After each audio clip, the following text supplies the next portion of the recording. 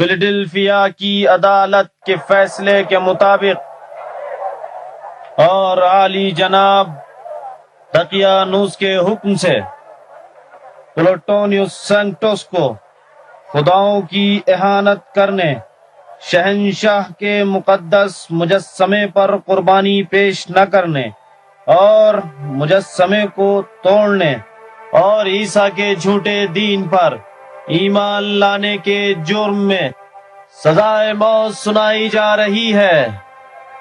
یہ ان لوگوں کی سزا ہے جو نئے دین کی پیروی کرتے ہیں اور روم کے فرمان پر عمل نہیں کرتے۔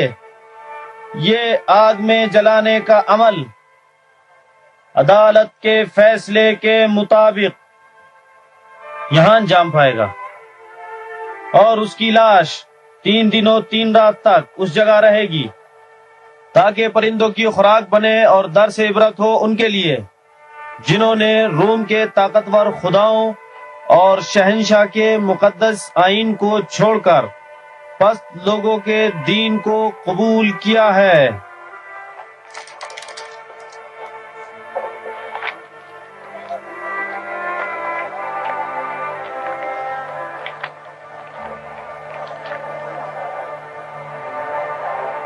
شروع کریں۔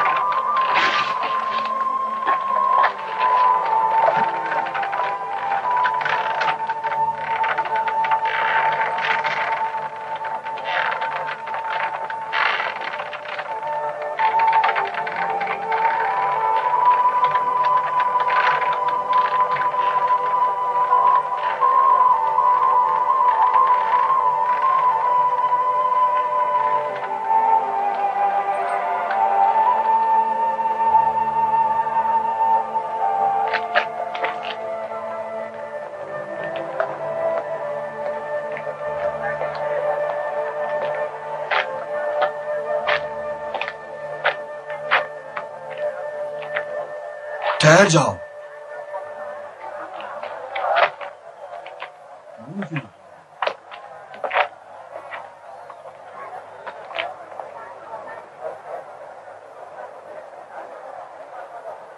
پلوٹن سینکٹس، مرنے سے پہلے تمہیں کچھ کہنا تو نہیں؟ یہ آخری موقع ہے جو ہر ملزم کو دیا جاتا ہے۔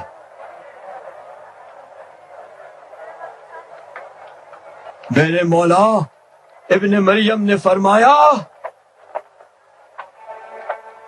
وہ حقیقت جسے آج تم اندھیرے میں بھی کہنے سے ڈرتے ہو، ایک دن کے اجالوں میں کہی جائے گی، اور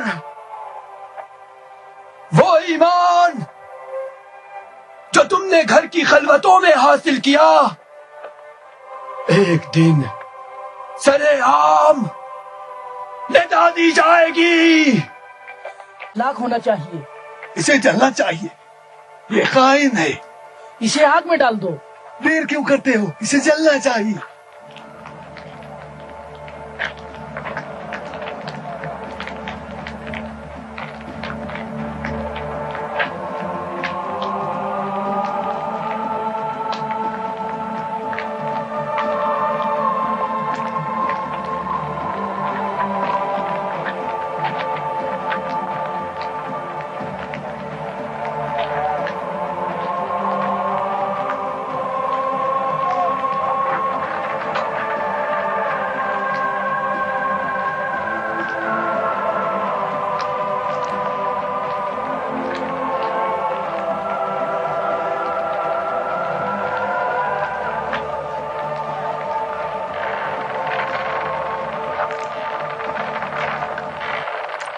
یا عیسیٰ مسیح، میں بن کے چلتا ہوں شمع الفت تمہاری راہ گزر میں عیسیٰ، تمہاری الفت میں چل رہا ہوں، ہمیشہ یوں ہی جلا کروں گا۔ ہاں یا عیسیٰ، یا عیسیٰ مسیح، یا عیسیٰ۔ پلوٹن آقا مسیح کے حضور میں ہمارا سلام کہنا۔ رہے حق میں مٹا کر جا،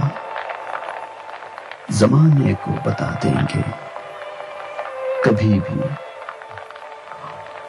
عشق کا دریا جلانے سے نہیں جلتا۔ الوداع زمانے والوں۔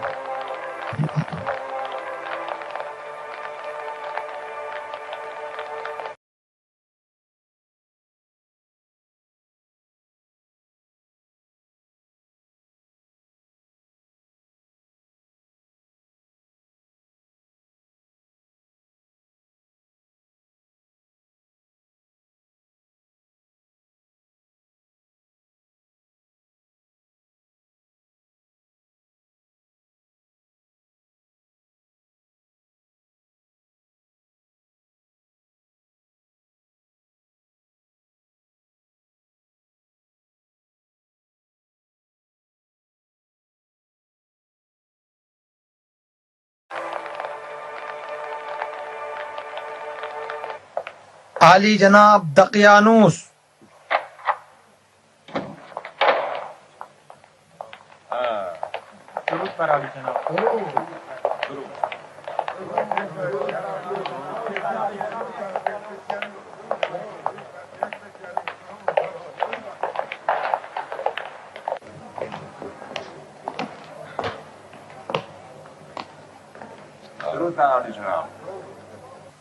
ہاں ٹھیک ہے۔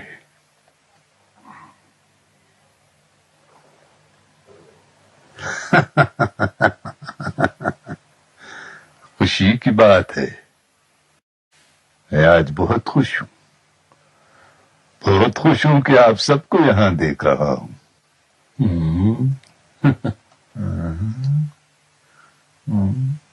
میکسیملین نہیں نظر آ رہے ہیں۔ جناب میکسیملین کاموں میں منظم اور حاضر ہونے میں وقت کے پابند ہیں، بہت جلد حاضر ہو جائیں گے عالی جناب۔ گویا جناب دقیانوس نے ہمیں کسی اہم کام کے لیے طلب کیا ہے۔ ہاں بالکل، فیلاڈلفیا اپنے تاریخی دن کی آمد کا اب بہت ہی جلد مشاہدہ کرے گا، اس دن کا جو شاید فیلاڈلفیا کی تاریخ میں پھر کبھی نہ آئے۔ آج کے دن ہم ایک اہم مسئلے پر گفتگو کریں گے۔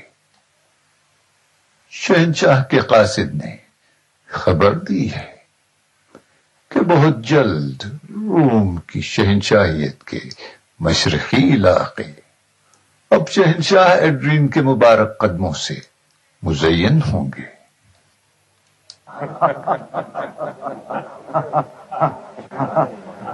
شکر قادر والا جوپیٹر کا کیا خبر ہے؟ کہ اس نے ہمیں اس عظیم فخر سے نوازا، اور وہ احتمالاً اپنے سفر یروشلم کے راستے میں فیلاڈلفیا میں بھی مختصر قیام کریں گے۔ بڑی اچھی خبر ہے، شہنشاہ روم کا دیدار ہوگا، اب خدائے روم کا دیدار ہوگا۔ اچھی خبر ہے، خدائے روم سے ملیں گے۔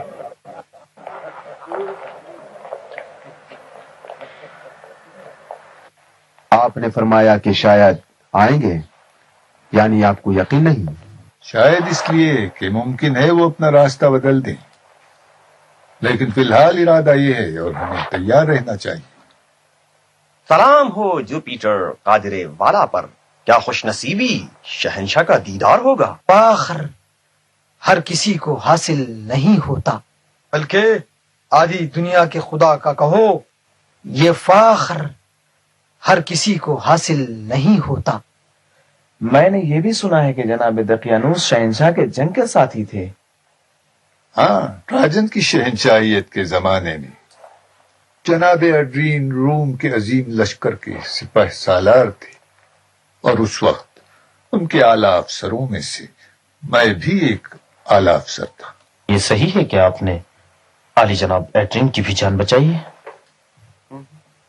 معاف کیجیے عالی جناب، جیسا کہ میں نے سنا ہے بہت ہی عجیب بات ہے،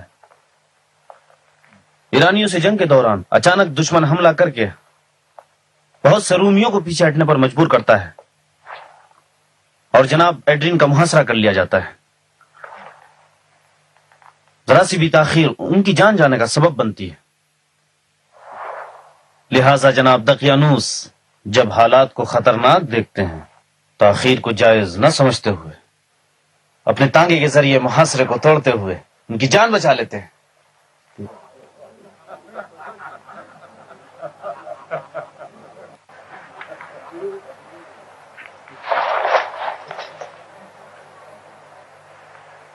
تو اس طرح شہنشاہ اپنی جان کے لیے جناب دقیانوس کے احسان مند ہیں۔ یعنی عوام کے خدا اپنی جان کے لیے اپنے ہی بندوں کے محتاج ہوں، ایسی باتیں آپ جیسے اعلیٰ مشیر کی زبان سے اچھی نہیں لگتی ہیں۔ یہ بات عجیب نہیں، خداؤں کو صرف خدا ہی نجات دے سکتے ہیں، البتہ بندگان بازو خدا ہیں، کبھی ان سے ایک دوسرے کی نجات کے لیے کام لیتے ہیں۔ مگر ہاں میں یہ بتا دوں کہ جناب شہنشاہ ایڈرین کی نجات عالی جناب دقیانوس کے ہاتھوں اس وقت ہوئی کہ جب عالی جناب شہنشاہ ایڈرین خدائی کے درجے تک نہیں پہنچے تھے۔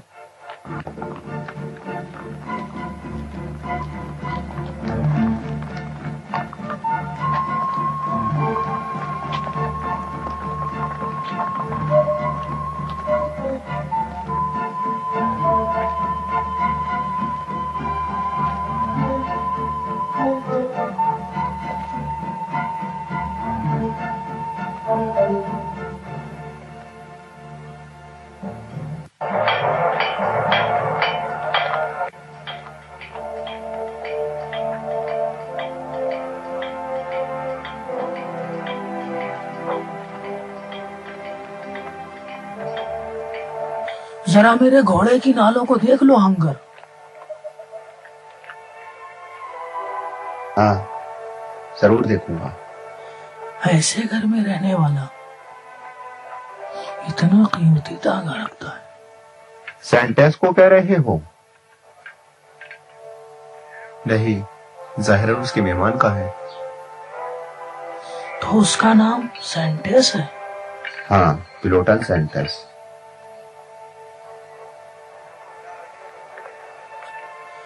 اچھا، تو یہ مکان پلوٹن سینٹس کا ہے۔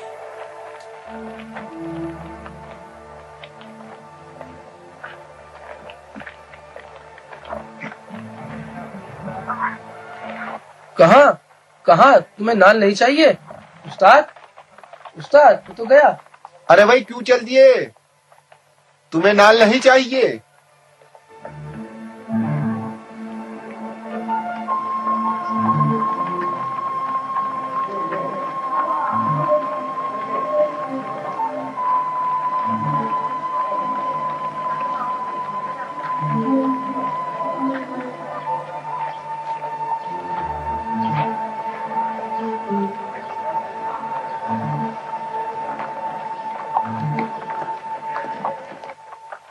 اگر آپ اجازت دیں تو میں شہنشاہ کے سفر کے بارے میں آپ سے کچھ عرض کروں۔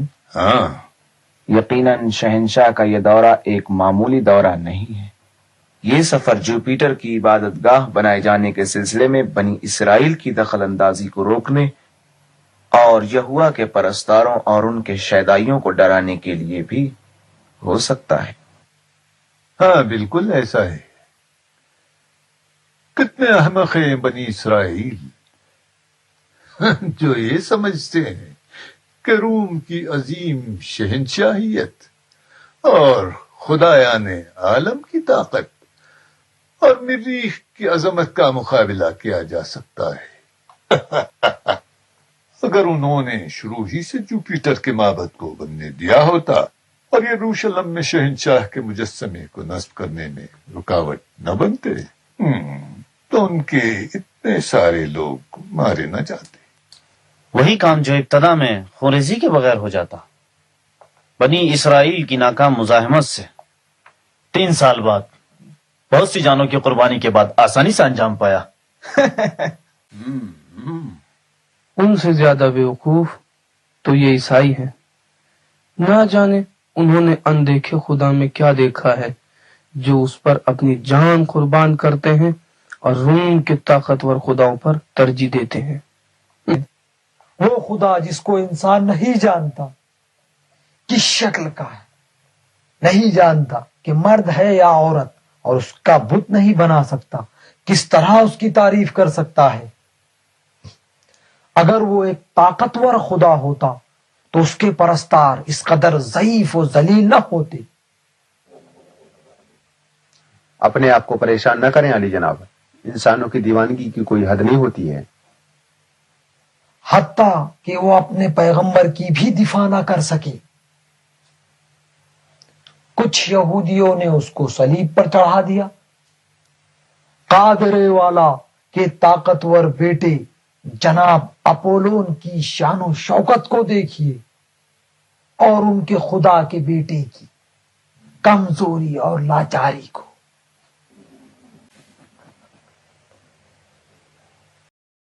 کہتے ہیں کہ ان کے دین کے مطابق عیسیٰ خدا کے بیٹے نہیں بلکہ اس کے پیغمبر تھے۔ یہ تو ایک عرصے کے بعد عیسائیوں کے ایک عالم نے باپ بیٹے کا یہ قضیہ رومیوں کو اپنی طرف مائل کرنے کے لیے دین میں داخل کر دیا ہے۔ شاید انہوں نے رومیوں سے سیکھا کہ اپنے خدا کے لیے ایک بیٹا پیدا کریں۔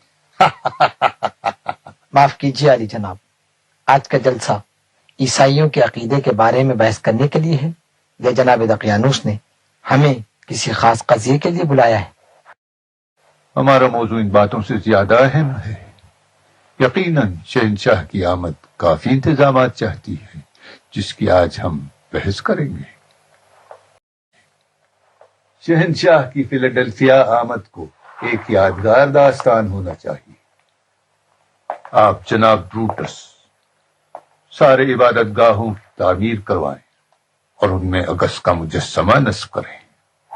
اپولون، پلوٹون، سبلون، مریخ، ڈائنا اور حتیٰ مترا کے معبد میں بھی۔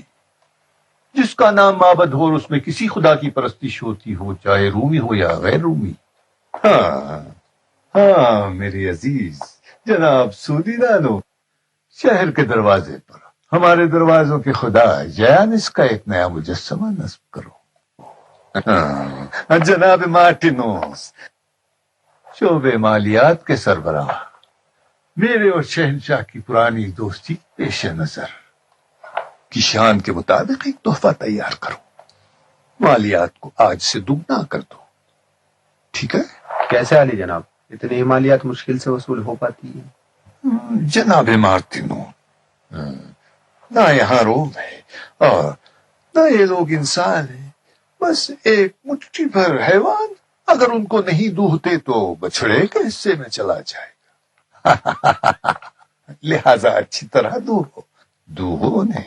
ہاں دیناسیوں سے عزیز، ایک دائرہ شکل تماشا خانہ چاہتا ہوں جو شہنشاہ کے شایہ نشان ہو۔ بہت سے بہادروں کو اکٹھا کرو، شیروں اور ریچھوں کے ساتھ وحشی درندے بھی ہوں، اور اسی طرح بھاری تعداد میں مسیحی بھی۔ یہ مسیحی کس لیے علی جناب؟ میں جانتا ہوں کہ تشدد کو حکیموں کے مزاج سے مناسبت نہیں۔ تعجب ہے تم اتنے کن ذہن نہ تھے جناب تلمیقہ۔ اچھا میں تم سے پوچھتا ہوں، کیا صرف شیروں اور وحشی درندوں سے شہنشاہ کی تفریح کرائیں گے؟ تمہیں معلوم ہونا چاہیے کہ زمین فیلاڈیلفیا سیراب ہونا چاہیے مسیحیوں کے خون سے۔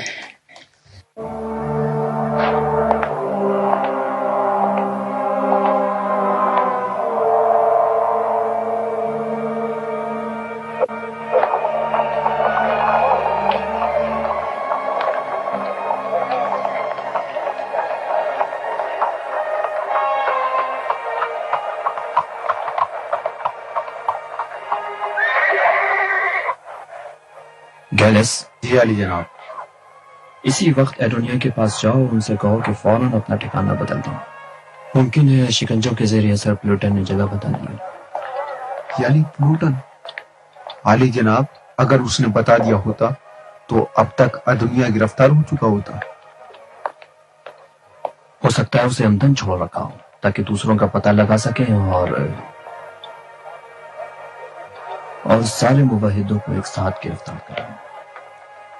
تو کیا یہ احتیاط ضروری ہے علی جناب؟ دیکھو گیلس، اگر تم شیر کے ساتھ ایک پنجرے میں زندگی گزار رہے ہو تو جتنا عقل کہتی ہے اس سے زیادہ احتیاط ضروری ہے کہ نہیں؟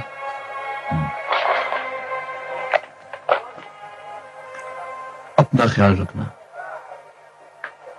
ممکن ہے دنیا پر نگرانی ہو رہی.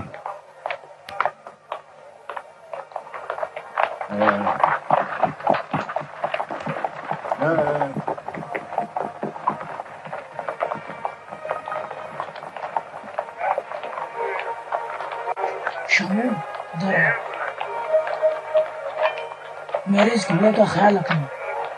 جی حضور، جی.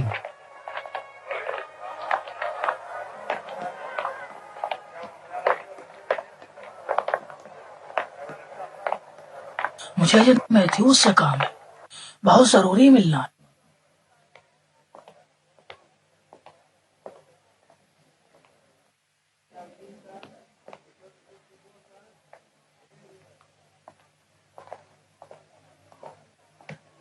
سلام عرض ہے جناب. بڑے خوش نظر آ رہے ہو. میں نے اس کا پیچھا کیا. پہلے اس نے عیسائی کے جلنے کی رسم میں شرکت کی. بہت اچھا. پھر اس جوان عیسائی کے باپ کے گھر گیا. تم ذہن میں میرا دست بوس ہوں علی جناب، یقیناً علی جناب.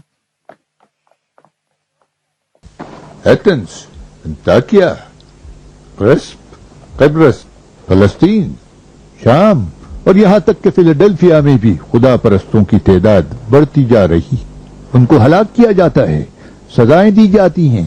ہم ان کو سمندروں میں اور وحشی درندوں کے سامنے ڈالتے ہیں، لیکن پھر بھی ان کی تعداد کم نہیں ہوتی. یہاں تک کہ ان کا نفوذ اب ہمارے محلوں میں بھی ہو گیا ہے. نہیں معلوم کہ یہ دھوبی کہاں سے محلوں میں گھس بیٹھے. جناب جولیس، یا تو تم سمجھتے نہیں یا ناسمجھی کا دکھاوا کرتے ہو. کیا شہنشاہ ڈیمیسین نے اپنے چچا زاد بھائی فلابس فلمناس اور اس کی بیوی کی عیسائی ہونے کے جرم میں گردن نہیں اڑائی؟ تو کیا وہ بھی دھوبی تھے؟ کیا اسی صورت میں بہتر نہیں کہ ہم بھی اپنے دربار کے سلسلے میں ہوشیار رہیں؟ تم کیا کہنا چاہتے ہو؟ میں کوئی خاص مقصد نہیں، فقط احتیاط کے طور پر.